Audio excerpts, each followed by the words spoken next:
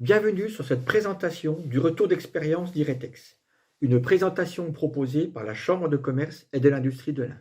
Je me présente, je suis le commandant Martial Foissotte du service départemental d'incendie et de secours de l'Ain, mis à disposition de la CCI de l'Ain dans le cadre de l'action Culture Sécurité. Avant de rentrer dans le vif du sujet, je vais vous présenter cette action.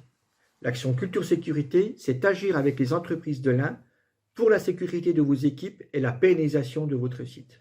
Alors, si vous ne savez pas ce que vous feriez en cas d'incendie, si vous ne connaissez pas l'organisation des secours en cas de feu sur votre site, si vous ignorez avoir ou pas des sapeurs-pompiers volontaires au sein de votre entreprise, si vous n'avez pas intégré les questions de sécurité dans vos projets d'innovation et de développement, si le terme gestion de crise ne vous parle pas, alors Culture Sécurité est là pour vous. Culture Sécurité est construite sur un parcours de progression en 4 étapes. La première est l'autodiagnostic, 10 questions, 5 minutes pour évaluer vos pratiques de sécurité, évaluer les points de faiblesse et les marges de progrès. Alors, rendez-vous sur le site de la CCI, www.1.cci.fr et laissez-vous guider. La seconde est un atelier proposé en lien avec les collectivités territoriales, en particulier dans le cadre du dispositif Territoire d'industrie. Des ateliers qui vous permettront de construire de façon collective des outils qui vous donneront des solutions concrètes pour mieux vous préparer dans le but de faire face à un événement déstabilisant comme un incendie ou une agression externe. Ensuite, je vous proposerai de réaliser un diagnostic individualisé sur votre site d'une durée de 4 heures basée principalement sur une visite de terrain que nous réaliserons ensemble afin de repérer les écarts et les situations à risque, mais surtout pour vous donner des conseils afin d'obtenir des victoires rapides et des pistes de réflexion pour élaborer un plan d'action. Enfin, à l'issue du diagnostic, nous pourrons vous proposer un accompagnement individualisé qui constituera la 4e étape. Voilà, je vous ai présenté le parcours Culture Sécurité. Culture Sécurité n'est pas simplement une évaluation du risque incendie, il est basé sur l'analyse de tous les risques internes, mais également ce que nous appelons les agressions externes, comme les inondations, le nuage toxique venant d'une autre entreprise, mais également le risque épidémie. C'est pour cela que la CCI s'est engagée depuis le mois d'octobre dernier dans cette démarche d'accompagnement au-delà du cadre strictement réglementaire.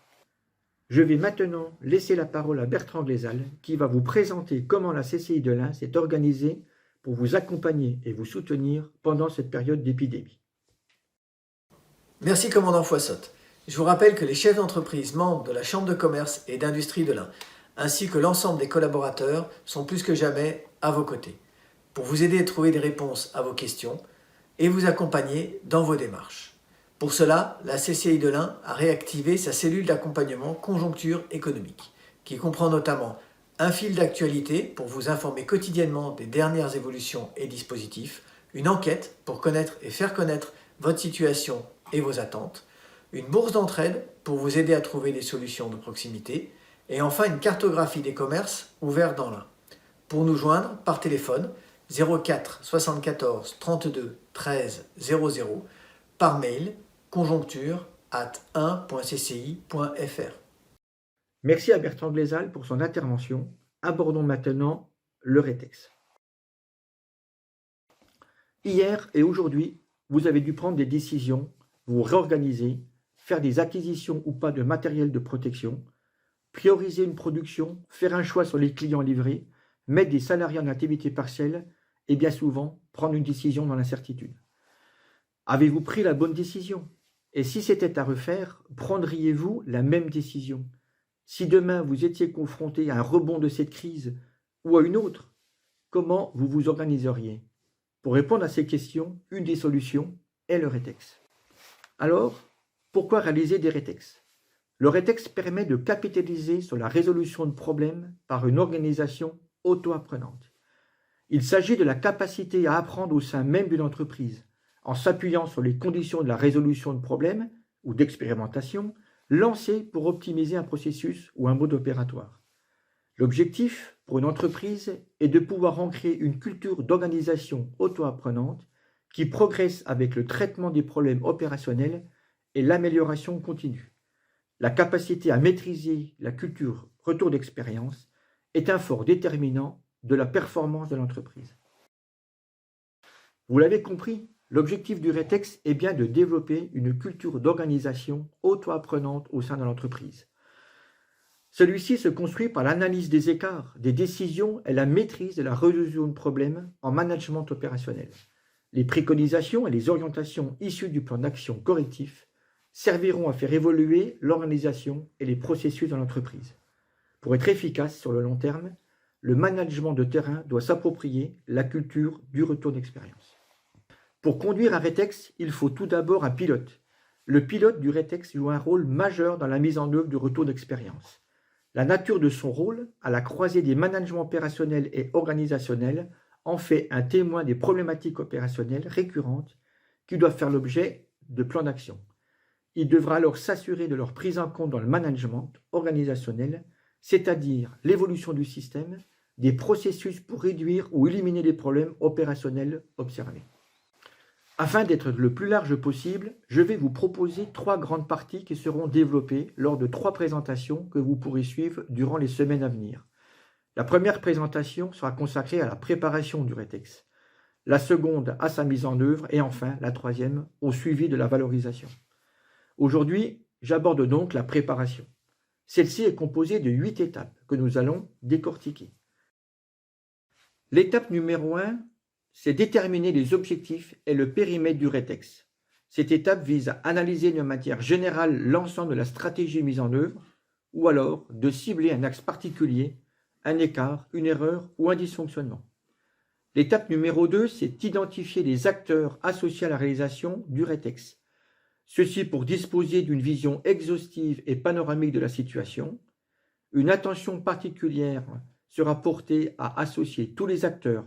Effectivement, ne pas associer un acteur pourra altérer l'analyse globale nécessaire au RETEX et limiter d'une part la portée du plan d'action et d'autre part le renforcement global de la réponse. L'étape numéro 3, c'est la détermination du niveau du RETEX.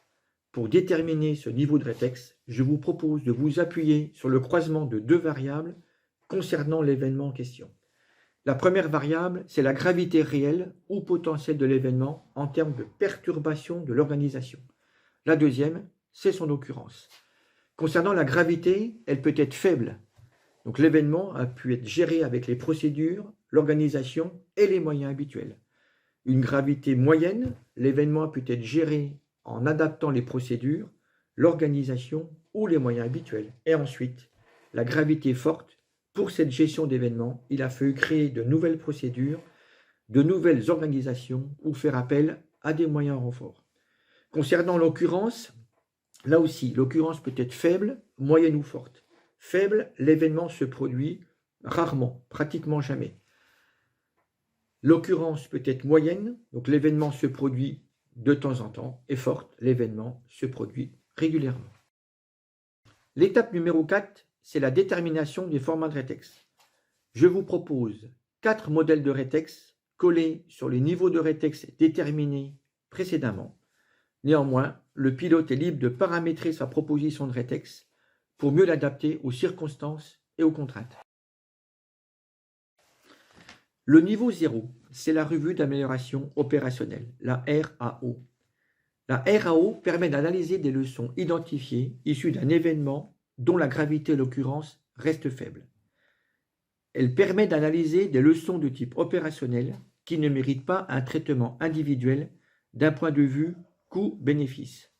Elle prend la forme d'une réunion périodique, mensuelle, trimestrielle, de courte durée, environ 2 heures. Elle demande la participation de toutes les personnes qui travaillent habituellement ensemble au quotidien sur les sujets abordés. Elle est organisée en 3 parties. La présentation de chaque leçon identifiée de manière chronologique et factuelle, suivie par une analyse collégiale systémique pour soulever des problématiques et identifier des propositions d'amélioration. Et la 3e partie consiste à définir un plan d'action avec des actions arrêtées, les pilotes et les délais. La RAO présente l'avantage de positionner la pratique du RETEX dans l'organisation à travers une routine d'analyse des leçons mineures, permettant la sensibilisation des équipes, l'appropriation de la démarche ainsi que l'adaptation des outils. Nous pouvons donner quelques exemples pour illustrer ce niveau 0. Le manque de coordination interne entre différentes entités lors de la gestion d'une situation, l'absence de communication entre l'équipe montante et descendante, entre l'expédition et le transporteur, une difficulté d'utilisation d'un outil interne, de compréhension ou d'application d'une procédure sans conséquences importantes, et le presque accident. La constatation d'un écart devra faire l'objet d'une correction immédiate avec une remontée de niveau 0. Cela permet de détecter des signaux faibles. Par exemple, des portes coupe-feu restées ouvertes que l'on ferme immédiatement, l'absence d'affichage d'interdiction que l'on corrige, le ramassage des mégots trouvés au sol, le rappel du port des EPI et par exemple un défaut minime sur la production. Le niveau 1, c'est le débriefing à chaud. Il permet d'analyser des leçons identifiées issues d'un ou plusieurs événements dont les conséquences sont limitées pour l'entreprise. Il consiste à analyser des événements dont la gravité et l'occurrence restent faibles ou moyennes, ce qui représente la plupart des événements justifiant la tenue d'un rétex. Il prend la forme d'une seule réunion à chaud, une réunion plénière de quelques heures à une demi-journée maximum. Il doit être conduit entre 48 heures et 3 semaines après la fin de l'événement pour lutter contre la tendance à l'oubli sélectif et aux recommandations personnelles. Le périmètre du débriefing à chaud peut être interne ou externe, avec la participation de partenaires, l'implication de l'organisation reste au niveau opérationnel. Afin de préparer le rétex, le pilote peut demander aux participants de transmettre les leçons identifiées à l'aide d'une fiche de collecte dédiée. Il peut également s'appuyer sur un chronogramme simple pour présenter l'événement. La réunion se décompose en 3 parties, la présentation de l'événement et le recueil des témoignages, l'analyse collégiale avec une approche systémique et l'élaboration de recommandations. L'avantage du débriefing à chaud, c'est que la validation du livrable, donc du plan d'action, se fait à la fin de la réunion. Quelques exemples pour illustrer le niveau 1 de retour d'expérience, une panne ou un accident impliquant un retard minime dans l'organisation, le déficit de traitement d'une information, l'incompréhension d'une procédure impliquant un retard minime dans l'organisation, le retard dans l'expédition pénalisant faiblement un fournisseur, un accident d'un salarié sans gravité ou la fuite sur une canalisation sans pollution notoire. Le niveau 2, le rétex interne. Il permet d'analyser un événement unique dont les conséquences sont importantes pour l'entreprise ou à l'extérieur. Le rétex interne est proposé pour les événements dont la gravité ou l'occurrence est forte. Il semble raisonnable d'organiser la réunion plénière 3 mois maximum après la fin de l'événement, précédée ou non par d'autres réunions d'une durée de 3 heures à une demi-journée maximum. Le périmètre pour ce type de rétex inclut le plus souvent des partenaires externes à l'organisation. L'implication de l'organisation peut aller jusqu'au niveau stratégique. Le pilotage doit être assuré par un agent n'ayant pas participé à la gestion de l'événement. Outre le recueil d'informations écrites, vidéo et audio, le pilote doit exploiter les leçons identifiées, transmises durant l'événement. Cette phase de recueil doit prévoir également le questionnement des acteurs ayant participé à la gestion, que ce soit au travers d'un questionnaire online ou bien des entretiens collectifs ou individuels. La phase de synthèse doit aboutir à différents livrables, chronogrammes, tableaux de synthèse, cycles de décision, qui seront partagés en amont de la réunion plénière avec les participants. La réunion plénière peut être organisée autour de sous-groupes de discussion, chaque sous-groupe piloté par un binôme animateur-rapporteur qui fera part des analyses et conclusions à l'équipe rétex. La réunion se termine par une restitution plénière de l'ensemble des sous-groupes. La validation du livrable se fait à la fin de la réunion.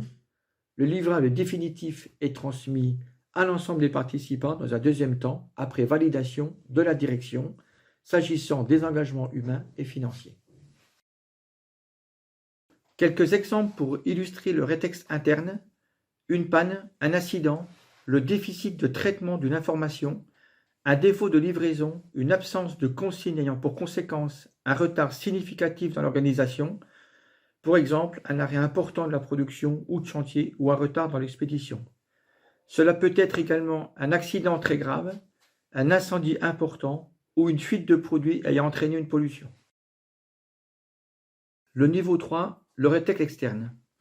Le rétex externe se différencie des précédents par le fait que le pilote et l'équipe rétex n'appartiennent pas à l'organisation, pour garantir ainsi la neutralité de la démarche de rétex, dont la gravité et l'occurrence de la situation ont été évaluées comme fortes. Le rétex externe demande l'implication du niveau stratégique de l'entreprise. L'organisation est similaire à celle du niveau 2. Les exemples des situations suivantes peuvent illustrer ce niveau. Une panne ou un accident impliquant un arrêt complet de la production ou du chantier mettant en péril l'entreprise.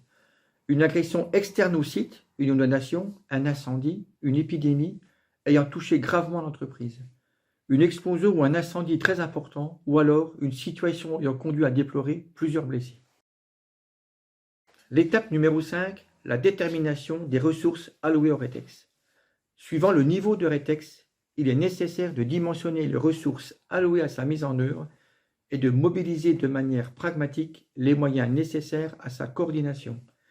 Le pilote du rétex devra porter une vigilance particulière à la disponibilité des membres de l'équipe rétex pour toute la durée de celui-ci. Enfin, les éventuels frais liés au déplacement des membres de l'équipe rétex ou d'acteurs contributeurs devront être pris en compte et les moyens de communication modernes, téléconférences, visioconférences, seront à privilégier.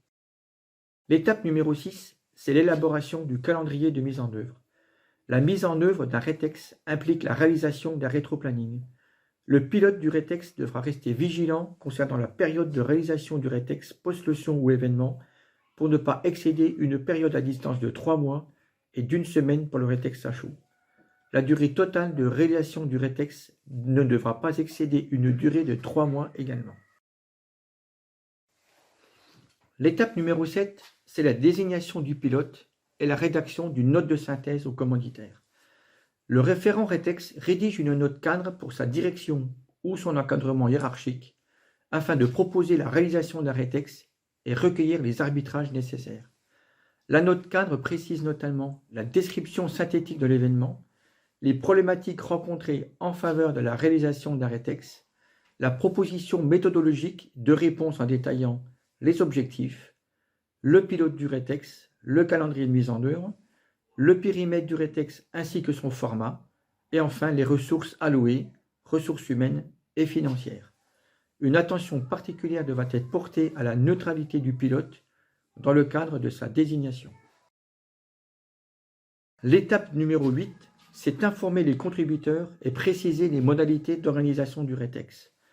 Après avoir obtenu l'accord de la direction et de l'encadrement hiérarchique pour mettre en œuvre le rétex, l'information des contributeurs est réalisée par le référent rétex ou un membre de l'équipe et les modalités de mise en œuvre du rétex sont précisées. J'en ai maintenant terminé pour ma première présentation consacrée à la préparation du rétex. Ma prochaine intervention sera consacrée à la mise en œuvre du rétex, sa valorisation. J'aborderai en particulier comment assurer le recueil des informations, réaliser la synthèse de ce recueil, organiser une réunion de restitution, diffuser le rétex, mettre en œuvre le plan d'action et assurer son suivi, et enfin valoriser le retour d'expérience. Je vous donne rendez-vous à la prochaine présentation. Si d'ici là vous avez des questions, n'hésitez pas à me joindre.